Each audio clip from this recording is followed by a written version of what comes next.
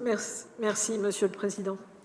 On le sait tous, de nombreuses enquêtes et études le démontrent, l'augmentation de la précarité, notre collègue Isabelle Mauger y viendra à l'instant, tout comme les problèmes de santé, particulièrement de santé mentale chez les jeunes, augmentent de façon inquiétante.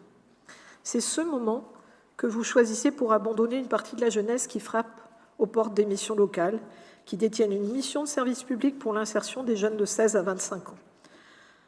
Ces 240 000 € qu'évoquait Gaël Zanegui à l'instant sont autant de femmes et d'hommes qu'on ne trouvera plus en face des jeunes. Donner confiance, donner de l'espoir à un jeune qui en manque prend du temps. Je sais pour vous que tout ça ne dépend que de la volonté personnelle de l'individu.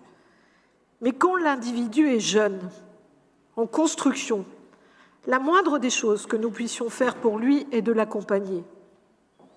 Mais la jeunesse, figurez-vous que ça fait longtemps que ça dure, ce n'est de la compétence de personne, d'aucun niveau de collectivité. Mais c'est donc pour moi, et depuis des années, la responsabilité de tous.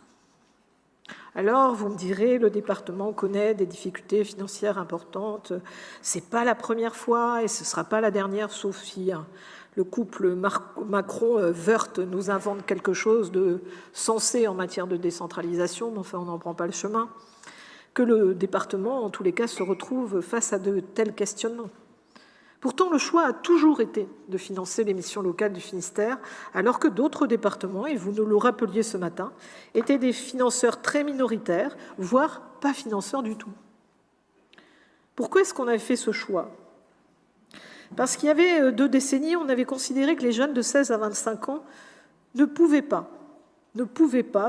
pas se retrouver mêlés à leurs aînés dans les centres départementaux d'action sociale qui accueillent de telles diversités de situations qu'elles pouvaient effrayer des jeunes gens qui doutent et ont besoin d'être rassurés sur leur avenir. Et cette analyse demeure complètement d'actualité aujourd'hui.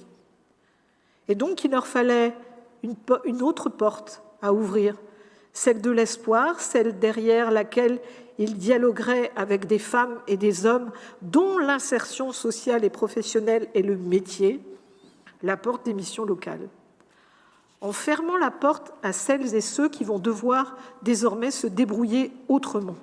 D'ailleurs, nous aimerions savoir, de votre point de vue, où vont être reçus ces jeunes demain. Puisqu'ils ne sont plus en mission locale, ils iront où ?